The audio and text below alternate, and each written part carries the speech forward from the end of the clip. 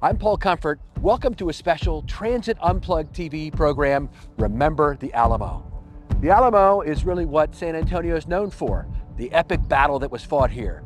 Come with us as we take you inside the Alamo on this special on Transit Unplugged TV. Welcome to the Alamo, Paul. Thank you. The Alamo has been the center of San Antonio since its beginning. We were founded in 1718 as Mission San Antonio de Valero, and from that moment on, the city began to grow around it. And so we have been, like I said, the center. We have been the place where people have gathered for almost 3 centuries. Wow. And so it's an important site. And so most people remember the Alamo for the famous battle that happened in February through March of 1836, 13 days of siege and battle. And so most people remember that heroic act where men like James Bowie, David Crockett, Gregorio Esparza, William Barrett Travis gave their lives for the goal of independence. And so we just celebrated 190 years of that battle. And so it's an important place because one of the things that we've been doing recently is we're bringing the story to life through a new museum. And so we've been working hard at that. But one of the other sides of this is how do you get people here? And so we've opened up the plazas, made them more friendly for visitors to be able to walk across and come to us. And so it's been a process that has brought the plazas back to life the way they were intended to be, as gathering spots. So we are here standing in front of one of the most famous defenders of the Alamo battle, and it's David Crockett. David Crockett was that individual that came from nothing and rose up to become a congressman. So the self-made man, what every American wants to be, right? And so when you think about David Crockett and his political career, he was elected first as a justice of peace and then would rise up and eventually become a congressman from Tennessee. Well, when he lost his bid for Congress, he told his constituents, you all have decided to elect a man with a timber toe to succeed me. You all may go to hell. I'm going to Texas. Is that right? That's what he said? That's what he said. Wow. And when he starts his voyage to Texas, you know, he's coming here and he's coming for opportunity. And it just so happens that when he arrives, there's a revolution going on, and he signs up to fight in that revolution. And the first place he sent is the Alamo. Oh. So imagine being here in San Antonio, early February, and you've got the most famous American that's not the president here. Wow. There's books written about him, there's magazines, there's plays, and he's here. So imagine what morale must have been like to see the most famous person here. And to this day, when we think about the Alamo, well, most people know David Crockett. Right. And it's partially because of Walt Disney, John Wayne, Right. Billy Bob Thornton, always portraying the most famous character. And so he was one of those men that everybody wanted to be like. He was charismatic, he was folksy, and he would become an even greater legend on March 6th. So one of the fun parts about this massive project to revitalize in the front of the Alamo and to also build this giant museum is that we're opening up pathways for the public to come and visit. And so we want our guests to be able to have the easiest routes to come to the Alamo. And so we are now in the promenade, which just recently opened. So it's a walkway that allows us to bring people in and out. This is also a path that the parades will come through during Fiesta, which is our annual event commemorating the Battle of San Jacinto and honoring the defenders of the Alamo as well. And so when you think about where we're standing now, we're standing right at the entrance of this, and there's a statue of one of our couriers. And when you look, Transit is able to bring guests to this area. They can offload and then they can walk really peacefully over to the Alamo, because our thing is we want to make it as simple as possible for our guests to be able to enjoy the site as much as we do. How many people about a year visit? Right now we do about 1.5 million guests. Okay. And by the time our museum project is done in 2028, we expect to be able to bring in 2.5 million guests to the site. So it's one of those really interesting things because we will be drawing more people into the state of Texas. And through travel, right? So the entire state's going to benefit, and some are predicting that to the state of Texas, it's probably going to bring over $11 billion in the first 5 years. So this is an exhibit that we decided that was very important to our history. This is the Mission Gate in Lunette.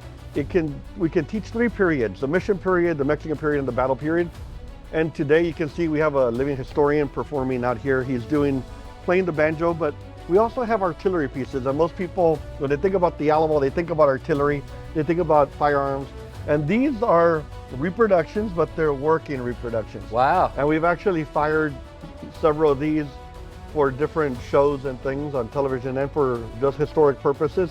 And so when we decided to get these reproductions made, it was one of those things that, do you get something that's just gonna be for show? Right. Or do you wanna get something that's actually workable and you can really use? And we went with the, let's really use it. Is this the kind like they had at the Alamo to defend it? This is like the kind that they had. So this is a 6-pound bronze gun. Okay. And what's really nice about it is that when you fire it, you hear, fire! I can see it happening. no, it's really a neat thing. Wow. But you know, we're trying to tell a story. Yeah. And so we tell the 3 portions, right? So we're in the area that was built by the Mexican Army, defended by the Texans, and then as we walk through this gate, you're gonna see, you're basically entering into the grounds themselves. Okay. And we're gonna see someone that you will probably recognize. All right. In history. Great. So we are standing inside of what would have been the main entrance to the Alamo. There was a low barrack was attached to this, right? Okay. So this is done for us by an artist, local artist, in order to be able to interpret. We do have some models, and those models were donated to the Alamo by Phil Collins, the drummer from Genesis, right? The musician. He's been one of the most supportive individuals that the Alamo could ever have. He donated a massive collection to the Alamo in 2014, including these bronze models that you see. But when you come around, one of the figures that you're going to encounter is James Bowie himself. Jim Bowie. So James Bowie was an individual that moved to Texas in 1831. And when he comes to Texas, he comes straight to San Antonio. And so our collection actually has his citizenship papers. And when he moves here, he marries into a wealthy San Antonio family. But he was already a man that had made a legend of himself. Okay. Right? With the knife that bears his name. He was in a fight, the sandbar fight, and he was not the person that was involved in the duel. He got into a fight right after the duel, and a knife fight. And he survived. So he will become known as a knife fighter. Okay. So when he comes to San Antonio and he moves here, becomes a Mexican citizen, and then all the turmoil starts with Mexico and Texas, he signs up. And he is sent to the Alamo to come and basically see if it's a defendable point. And he decides with the commander, we would rather die in these ditches than give them up to the enemy.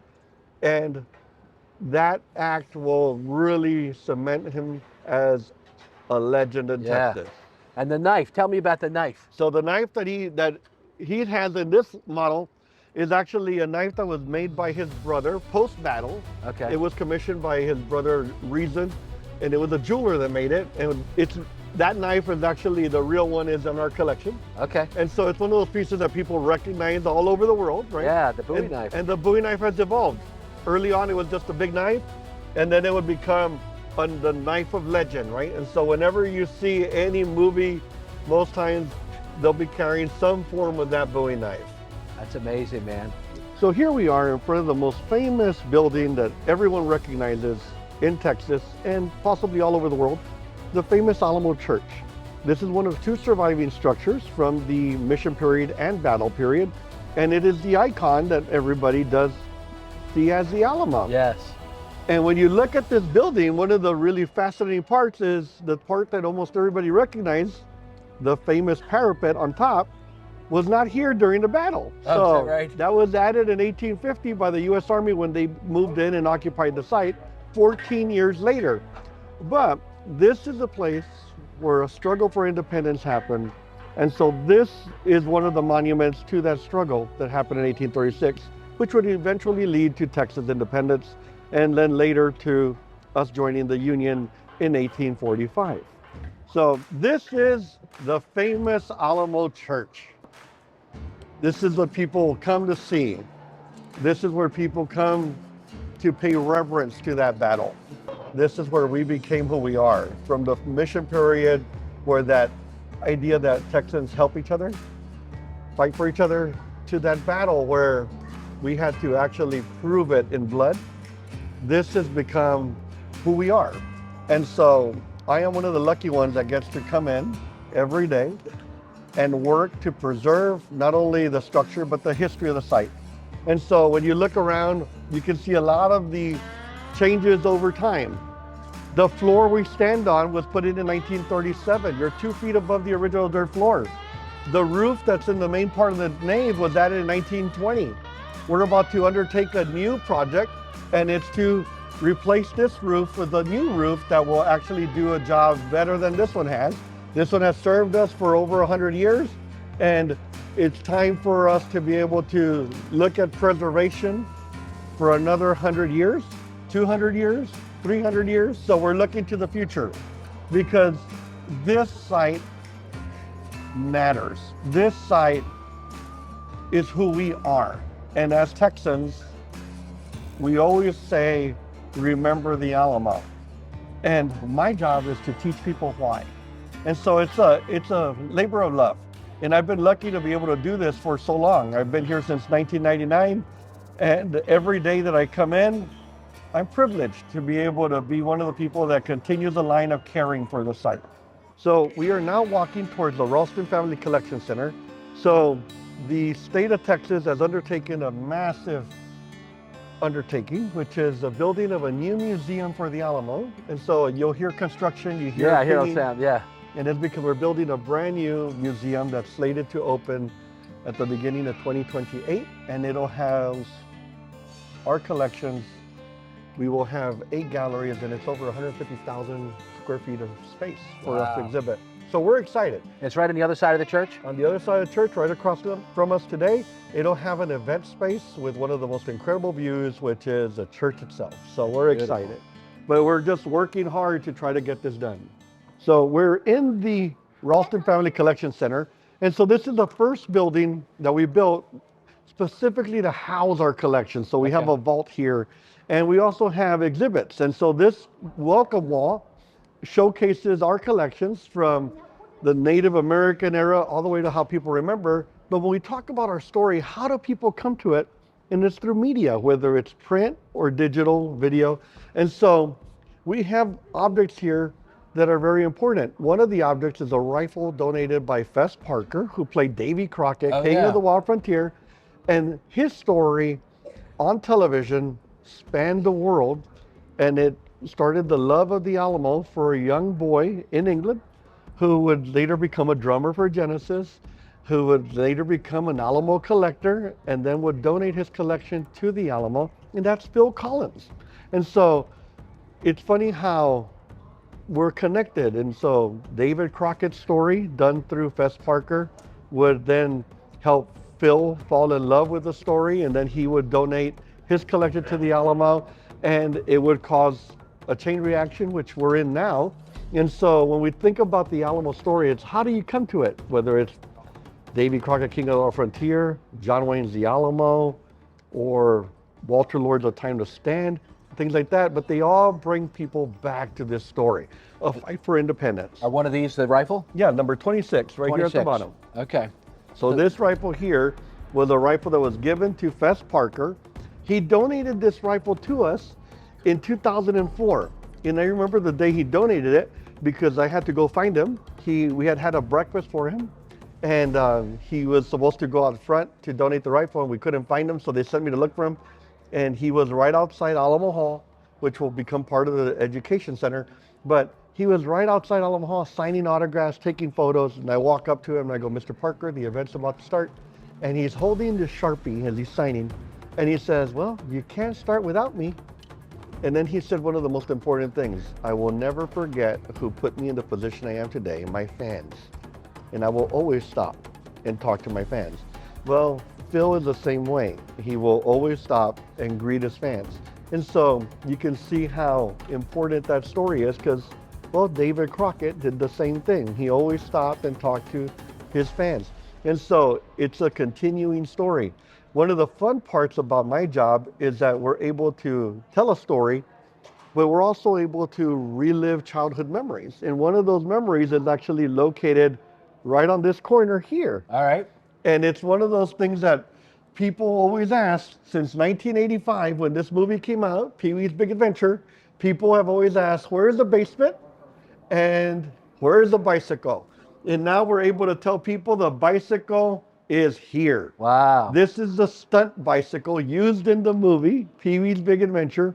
So if you remember that movie, Pee-wee's riding, basically trying to find his bicycle that's stolen. And it's the story of never giving up. A psychic tells him it's at the Alamo in the basement. Well, he comes here and they tell him there is no basement at the Alamo. But he keeps looking for the bike and he finds it. This is a stunt bike. At one point, Pee-wee falls in front of some kids. He stands up. He goes, I meant to do that. Well, this is the bicycle he fell on. So one of the people that's also iconic with the Battle of the Alamo is the commander. And this is William Barrett Travis, 26-year-old commander of the Alamo Garrison. 26. And one of the things about Travis is that he is one of those people that in one of the acts that will forever be debated, he is said to have been taken a sword and drawn a line in the sand. You know, whether it's literal or figurative, but the men made a decision to stand and fight. Yeah.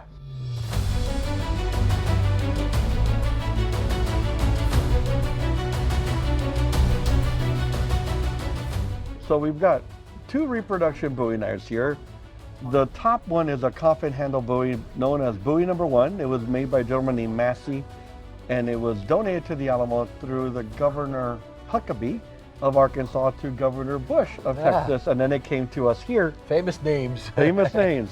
And then this other one, this is a Bowie knife made by the knife maker that made the knives for the 2004 movie, the Alamo. And so this is one of the knives he made.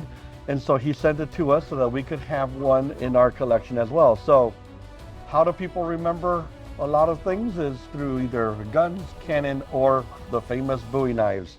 Now, we are lucky that we have a Bowie knife that's actually truly attributed to a Bowie, and it is upstairs. And so we'll go see that next. All right, that sounds good.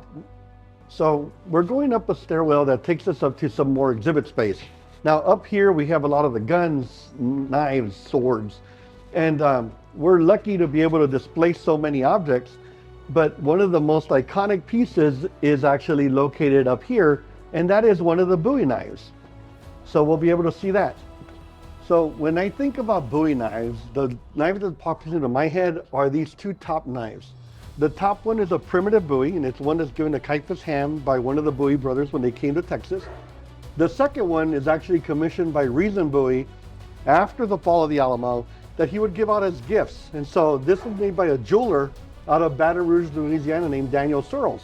Now most people recognize a Bowie knife as this one. Okay. The iconic Bowie, and this is actually a Bowie that was made by Western Bowies.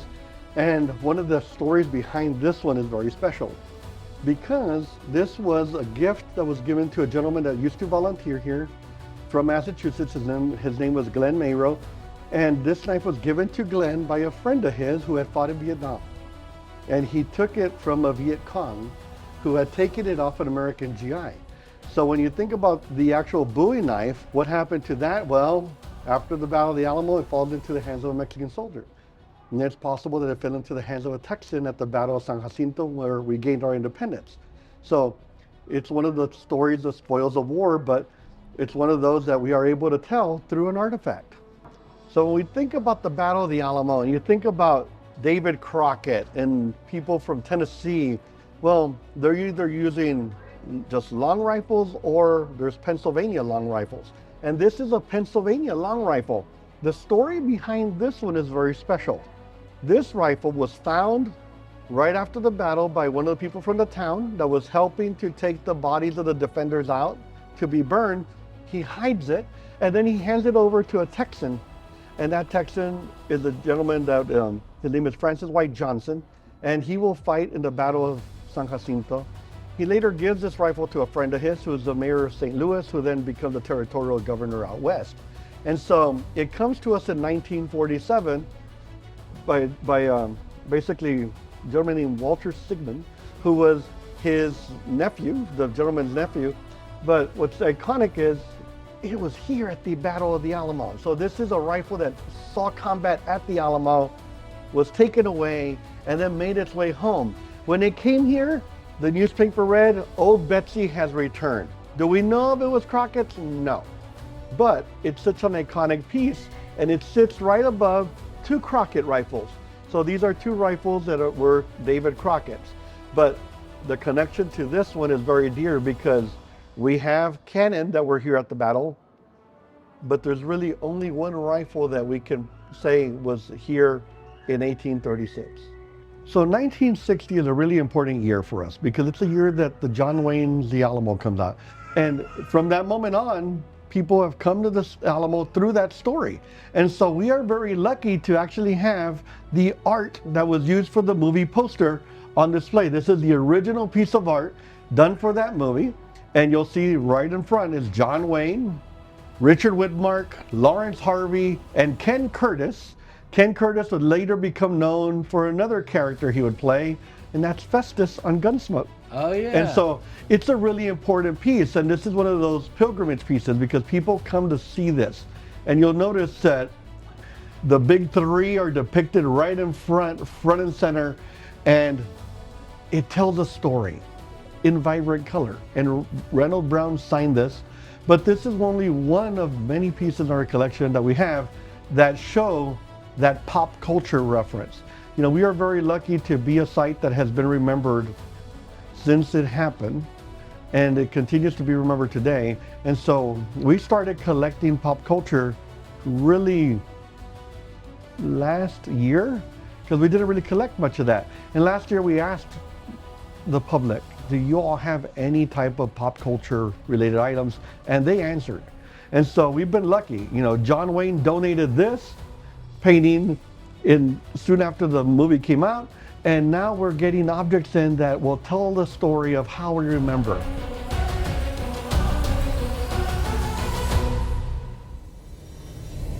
Hopefully you've enjoyed this great look inside the Alamo here on Transit Unplugged TV with our great guide, Ernesto. Thank you so much for showing us. It's been my pleasure, and I hope that you will always remember the Alamo. Remember the Alamo.